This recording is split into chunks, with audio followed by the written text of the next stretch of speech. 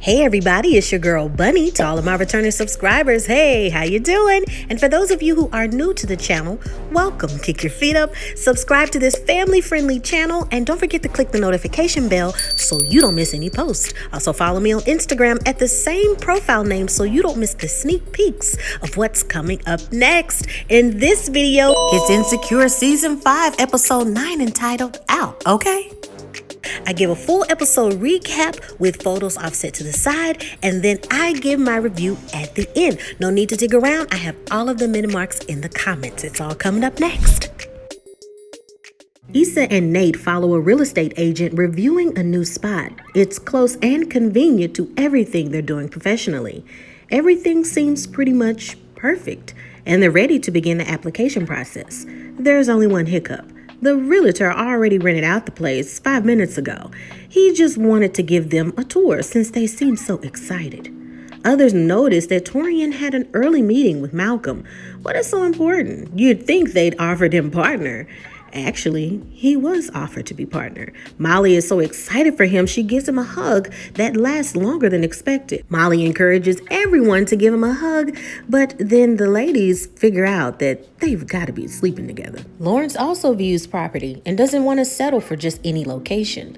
He's also not going to Derek and Tiffany's going away celebration either because Issa will be there. Chad doesn't understand what's the big deal. The relationship is over and he didn't fight for it anyway. If he could do it all over again, he would do things differently to get back with Leah. Issa and Nate arrive at Tiffany's mother's house for the event at hand. The ambiance is full of friendship photos and food. As small talk begins, Issa makes a comment about her and Nate consolidating decisions, confirming they're moving in together. They're still looking for a place, but it's happening. Molly and Torian arrive, and Molly is happy to introduce him to everyone. Arik lost his keys, and Nate says that he has to make a quick phone call to help him out. Torian bought a gift to the going-away couple, but notices there are children around. He tells Molly discreetly that he got them edibles, and now he sees that it's not that type of party. Molly tells him it's okay and they can privately indulge. It'll be their secret celebration that he may partner. Torian agrees. Lawrence and Condola arrive, and Lawrence notices Issa, and she's not alone. Condola notices Lawrence viewing Issa. While Condola gets ready for a quick restroom break, Issa views what appears to be a happy, developing family. Nate eventually sees Lawrence as well, and it's an awkward moment. He learns that Lawrence moved back, hopefully just to get closer to his girl and the baby. Tiffany chimes to get everyone's attention while Molly and Torian are starting to feel the edibles. Tiffany thanks everyone for being amazing and Kelly for being her ride or die, and Derek thanks his crew. Issa is thanked for being unique and Dro arrives. Molly shouts, "Oh, and everybody heard it. Derek holds up the glass to cheers to love, life, and great friendships. They will miss everyone. Tiffany and Derek want to talk to their friends alone. Chad is upset because Derek didn't even mention the expensive gift that he got, and Lauren says that, hey, just talk to him, and he can't help but to laugh. Derek will miss the food of LA, and then a debate begins about good barbecue. Nate represents as a Houston, Texas native and says hands down Texas has the best barbecue. Lauren says that, people in LA, you can't sleep on a good barbecue here. In fact, barbecue must not be that good in Texas to keep people there. There's an awkward silence, and Amal tries to keep the party going by asking Nate if he's busy tomorrow. His new boo, Ronaldo, thinks he'll look good with a Caesar. But Nate is unavailable, though. Him and Issa are still looking at apartments. Amal sips his champagne, loving the exaggerated shade. Torian is high as a kite and then offers to order some barbecue, but everyone says, no, man, it's okay. Chad wants to go further into detail about his expensive gift, and Derek reminds him that, hey, we're friends outside of Lawrence. We're always going to keep in touch, okay? And he loved the suitcase. Tiffany leaves in a few days, but she's coming back for Molly's birthday, and the ladies are excited about that. The least they can do is just promise to always schedule to see one another for their birthday. Molly is overexcited with laughter, and everyone is confused. What the hell is so funny? The only thing to slow her down is a slap from Kelly. She admits that her and Torian both had edibles and she's on another level of high. They all laugh and Condola enters the room, killing the vibe quickly. Issa congratulates her on being a great mom, and Condola congratulates her with the good work with MBW. She has a colleague she used to work with in the past at Verizon, Raphael. They say their goodbyes, and the other ladies agree that that moment was hella weird. Dro says hello to Molly, and Molly said that she heard about the divorce. Dro says that he wanted to tell her personally, but his mom is quick with telling his business. Molly just wants him to know that she's happy to see him and that he's moving on. Torian arrives, and Molly introduces Dro as someone who had an open relationship with their wife, and she dated him a lot, and they hooked up a lot. Dro tries to stop Molly from speaking, but she keeps going. When she's done, Dro excuses himself. Torian isn't upset and just explains that, hey, everybody has a past. I even used to sell Adderall to my older clients. Nate returns, and it's evident that he's upset about something. So much so that he takes a step away from talking to Issa. Condola is happy that she had a brief talk with Issa, she tells Lawrence. It was a little awkward, it was brief, but she's glad that they talked. Condola doesn't like awkward energy with people. Condola wants to take the baby home, but encourages Lawrence to stay and talk with his friends. It'll be a while before everybody is together again. This makes Lawrence think as he looks afar at Issa. Nate meets with Arik outside to give him the keys, and Arik can tell that Nate is pissed. He says he's upset because Issa's ex is in there, and Arik is just like, hey, we could go up in there and set it off, but Nate turns down that invitation. He's good and promises to remain cordial. Molly and Torian have the major munchies, and instead of waiting on a server giving small portions, they have a good idea to go straight to the source, the kitchen. They've reached the mecca of all hors d'oeuvres. They devour everything. And they even eat until they hear service returning and then go hide into the pantry. They crack up that they are so high and they're hiding in a pantry. They're having so much fun. Molly is happy but afraid that their connection is so organic and it flows. In the past, somehow, some way, she's found a way to just mess everything up. She's afraid that eventually he'll get tired of her and then that will lead to her heartbreak. He tells her he won't get tired of her. He's having fun, and they're enjoying one another. A passionate hug overflows to passionate sex. Issa and Lawrence run into each other, and he wants to talk. He wants to know why did she call him last month, and she credits the call to a mistake. Lawrence takes a moment to just reveal his thoughts. He tells her, look, I know last time we talked, you ended things, and I understand. I had a baby on the way and I was moving, but I'm different now. Things are better now. I don't want to leave knowing I didn't fight hard enough for you. But Issa thinks that a fight wouldn't have changed anything. And he wants to know, are you happy right now? Yes or no? I realize that I'm not happy without you because I love you, Issa. Before Issa can respond, Nate wants to know what's going on. Issa says nothing, but Lawrence says no and stands firm in confirming that we're having a conversation. Lawrence tells Nate to calm down, but all that does is upset Nate. They go back and forth, so much so that pushing starts to evolve until people get in the middle to come between them to stop the confrontation. Nate is upset and says to give him a moment and walks away. The party comes to a halt, leaving Issa completely embarrassed. And that is the end of the episode. And now it is time for your favorite part of the video. That's right, my review. Only one episode left, you guys. The season finale is right around the corner. It will be the end of this phenomenal series. What are you thinking so far? Are you thinking that no, one more episode will not be enough? We can't possibly conquer all of the questions that we have in one more episode. How are you feeling emotionally? Are you upset? Are you sad? Are you content with how the show's flow is going, the fluidity? Let me know how you think about that. Shout out, you guys. Shouts out before I begin my review. A quick shout out. I absolutely love it when writers, producers, directors, whomever, make cameos in the episode. Shout out to Princess Penny, who is the executive producer and the director. He made his appearance in this episode, and I thought it was really, really cute.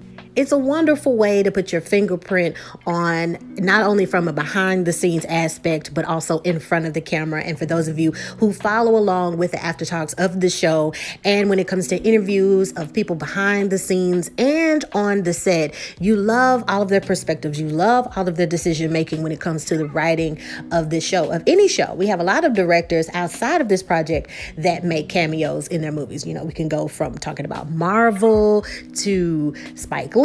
I mean, I could go on and on. So I thought it was just really, really awesome that they did that. It's gotta be this bittersweet moment of thinking about that journey, thinking about how everybody will not be happy about how this series ends. Everyone won't be happy with the final decision, the character and their decision and what they make. And this episode was a good way to see how the character does when it comes to temptation, conflict. Is their decision valid? How will they feel? It kind of really raised my bunny ears to this question. So you start to think about how in this episode, a lot of characters were introduced to their past, to their current decision. Molly being Victorian, but also dealing with the fact that she's always had feelings about Dro, and then here he comes. He pops up. Are my feelings still there? Will they be rekindled when I see you? Lawrence finally coming up to Issa and saying anything, and her comment really had me thinking like maybe she said in her own special way that they are like done. When she said that, hey, I mean, you putting in more effort and fighting for it probably wouldn't have made a difference. When she said that, I'm like, oh, maybe her final pick and her decision is with Nate, even though it's been this uphill climbing and she had a lot of doubts and she called him. It's just like, man, was that the answer right there? Is that what we'll get? Is that letting the audience know, okay, Lawrence is out of the picture. She's accepted that that's a part of the past. She's too hurt from that. She doesn't want to think about them breaking up and then having a baby and them trying to get back together. As I said in previous reviews, I gave a lot of hypotheticals on how the show would end and what would be the emotional response, what would be how the end result of how the character deals with that. A lot of the fans are just like, hey, we want Lawrence and Issa. I am team Lawrence and Issa.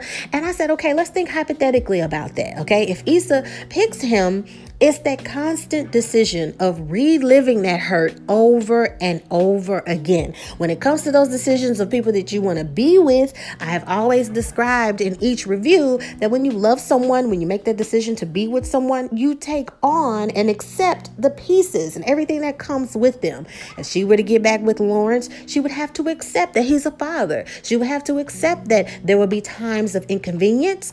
Hypothetically, if he has to leave and be with his child because now he has a new priority. He has to think about constantly communicating with Condola because they have this lifelong commitment because they have a child together. Will she be able to accept that? Is that a decision that she will be cool with? Just from that response and saying, hey, I don't think you fighting for it would have made a difference. I'm wondering if it's going to be addressed again in the last episode. If it is addressed, it's going to egg on, how are you going to wrap this up in such a short period of time? So we got to think about that. Also with Nate, okay? Let's say hypothetically that she picks Nate and she's with Nate. Then you have to think about the mental health. She has to think about constantly that this is a piece of him. This is who he is. He's taking his medicine, that he's this, that he's that. These are the things that she'll respect with Nate. Now, in my opinion, what would be best for the character is if she moved on completely from both gentlemen.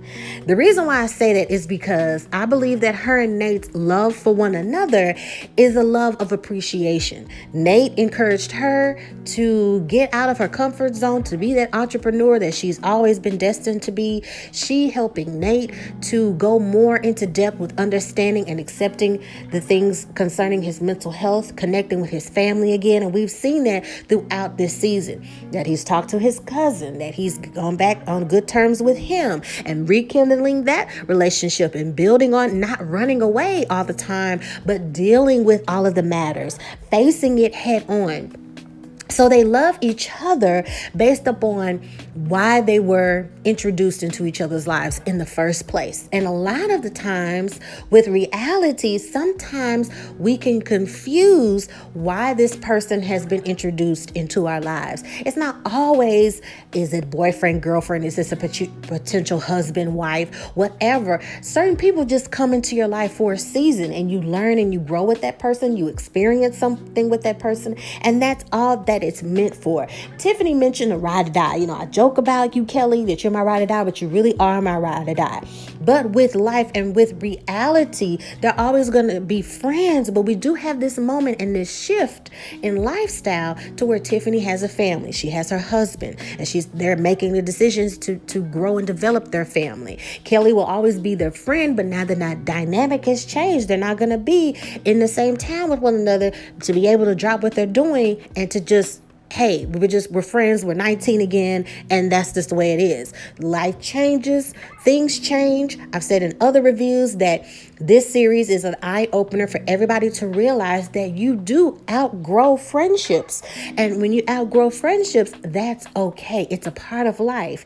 And sometimes we learn that if you evolve and grow, that doesn't mean that it's a bad thing. That just means that their friendship either has expired or life circumstances is really not allowing you to be friends. You probably were the greatest of friends in your 20s and in your teens, but as your 30s, maybe they're static. Maybe there's conflict. So a lot of friendships grow and develop and keep going, and you hold on to those friendships, but some of them you have to let go because of toxicity, because of the being unreasonable with how your life is shifting. Sometimes they dwindle and they fade away, and that's okay. It's a heartbreak. It's something that you don't want, but life is life. It is what it is. We also see the development and growing of Torian saying, hey, Molly, that was a part of your past. That's cool. It is what it is. And also you're thinking about things not working out so soon, when just live in the moment, just be in the moment. I'm not going to get tired of you. We're having fun. Just stop overthinking it. It's that moment and showing that these two characters are balancing each other out. I know what's funny to me is that I'm a silly, goofy, happy person, right? And I like to be serious when it's necessary. I don't like to be serious all the time. So I grew up with people saying that you're going to marry somebody that just has a little bit of goofy, but has that extra bit of serious that you need. You need seriousness and you need goofy. You know what I mean? So it's like you get with people that balance you out and that even you out. Molly has finally learned to the crescendo of her character and who she is that overthinking it, trying to plan, trying to make things perfect, it's just not how life goes. You can plan and you can critique all you want, but life will just flow in certain ways, whether you like it or not. And Torian is helping her to see that. He's always been a wonderful potential mate for Molly, but the way that Molly thought in the past blocked her from even seeing him, right, as a potential guy. He had all of those things, those critiques that she had on her list, right? No kids, this amount of degrees, this blah, blah, blah, but he couldn't stand her. So she wasn't ready for him at the time anyway. So their timing and getting to know one another and developing something special is great to see. It's wonderful to see Molly in a very relaxed state and finally enjoying life and not putting so much pressure on herself. It was beautiful to see how Molly and Kelly are developing something career-wise that they're teaming up to do. Hey, my mom really liked it that you helped when it came to the financial fluidities and how to plan and what to do. We're really looking forward to, hey, we might need to talk to Issa's mom, or we might need to do this. So we do see that we can get a hint that Kelly is evolving into that as well, helping more people that look like her that are in her community. So that's a plus as well. If you've been following me with these reviews, I have explained that the writing of this show and how they're going to end it and how it's been accomplished in only 30 minutes per episode in this last season is giving the audience an idea of how the characters will continue. Not necessarily writing an ending, but writing some sort of idea of how the characters will move on. And I think a lot of people will not be able to follow that, and a lot of fans will be upset about the show. But I think it's great because it can't be like a soap opera to where it's this definite beginning and start of everything. It has the writing as if this is the flow of somebody's real life. This is the flow of, yeah, I'm going through this, but I still have to wake up and go to work tomorrow. Or I have this problem going on, but I still have to deal with the argument that we had yesterday while I'm trying to deal and figure out everything else. That's life. Nothing stops. We wish the world would stop when we're going through so many things and trials and tribulations, but that's just not the way that life works, and they're showing that with this show. Let me know what you think. I think that the flow of the show, it could have been a little faster because it did drag kind of like at the beginning of the season where it's just like, okay, well, where are they going with this? And oh my goodness, we only have 30 minutes and we're having to wait a week each time for 30 minutes. So it became very frustrating, but I think the pace of everything is a little slow, but you also don't want to rush it. And when a season is rushed, that could really upset even more people into saying, hey, we deserve for you to take your time and to just go on this journey with all of the characters. So let's talk about Nathan. Nathan and his feelings are always being pushed. He's in this state to where he always seems like he's having to defend himself or be cordial and be calm. But yet you have people, as they say, poking the bear, right? Constantly having something to say about Nate or what he's going to do. And at this point, when he saw Lawrence talking to Issa, it was just this moment of, maybe he thought it was disrespectful. Maybe he thought that you see me here and now you're still trying to talk to my girl. You're in this private area in the bushes. Like, what's going on? And he said, hey, what's going on? And when Issa says that, hey, we're just, it's nothing. And Lawrence is saying, no, we're having a conversation. It's this, kind of energy of where, hey, I can talk to him any kind of way and I don't have to take him seriously. And I can understand why Nate got upset because it's just kind of like, okay, for one, I'm not a kid. And if Issa is saying that it's nothing, why are you pushing it forward? In other words, you're just kind of insulting just my essence and my presence and being here. So the static and that happening was just already brewing. It was already brewing before they were talking about barbecue. It was the first time we actually saw them in the same space. Because if you think about it, Nathan and Lawrence have heard of one another. If they've seen each other, it's just been in little peeks here and there. They've never been in each other's presence when it comes to Issa and having to deal with that head on. So that static was just destined to happen. That beef was just bubbling over. Let me know what you think. Subscribe, hit that like button, and don't forget to comment below. Now, keep in mind that if the comment section is off, I did not do that. YouTube has a new policy to where they go through this process of reviewing comments, okay? So if the comments aren't there, refresh the screen, come back when the comments are on. Make sure that you comment, okay? Because I would love to see your comments, how you feel, if you like it, you don't like it, etc. Check out those shows that are in the pinned comment as well, because I also have shows that you may like and you may want to binge watch. So check that out. And also follow me on Instagram at the same profile name, officialbunne_E. And in the meantime, in between time, take care of yourself and each other. I'll see you for the season finale. Bye. Oh, and happy holidays.